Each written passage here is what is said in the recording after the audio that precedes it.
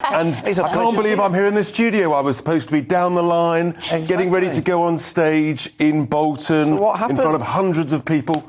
Well, unfortunately, we think we live in a democracy. We think we have free speech, but it turns out that if you're not willing to talk about the right thing in the right way, you're not allowed to.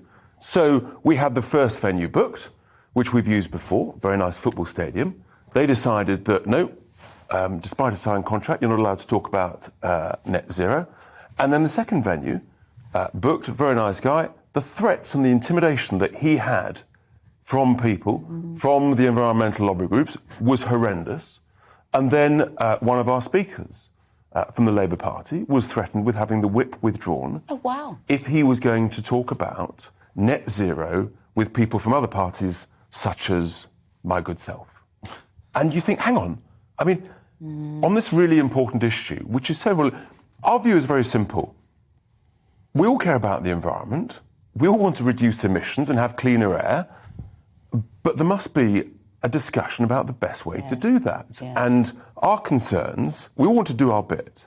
Our concerns is that Westminster's, and it is Westminster as well as Boris, net zero plans is the wrong bit at the wrong price. And we're seeing the price as we speak. And let me tell you, I regret to say, we are just at base camp, Everest base camp, of the cost of net zero. We already learned that our energy cap in 6 months' time is going to go from just under £2,000 to just under £3,000. And so it goes on. And we've got to have a debate about the way to have cheap, reliable UK energy. And we also want to talk about the treasure that we have in this country.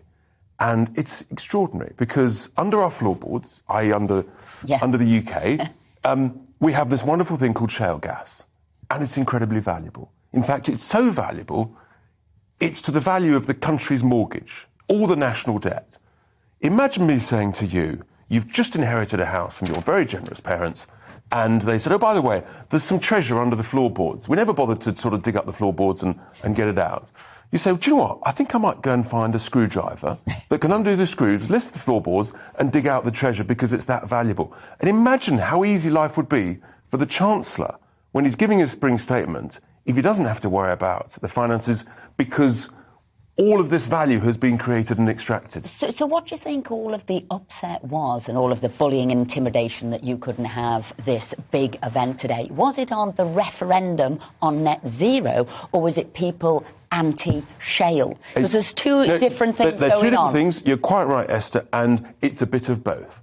Look, there's a lot of money in the vested interest making huge sums in renewable energy, in these huge wind farms, offshore wind farms, massive subsidies. I mean, off-the-scale subsidies. There's a reason why there's 25% of your electricity bill is what they call environmental levies. That's subsidies to rich, mainly overseas investors, wealthy landowners, taking money from the poor and giving it to the already wealthy. So there's the vested interest there. And you want that to go, that 25% off fuel bills, that should and that go. would help the VAT, on the fuel costs. The VAT on fuel bills should also go. That was a Brexit promise that the Prime Minister seems to have forgotten.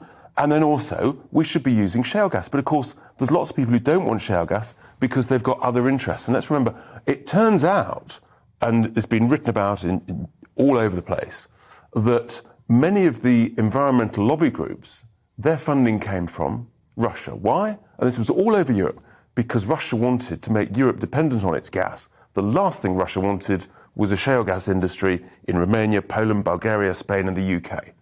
So they worked very hard to stop it.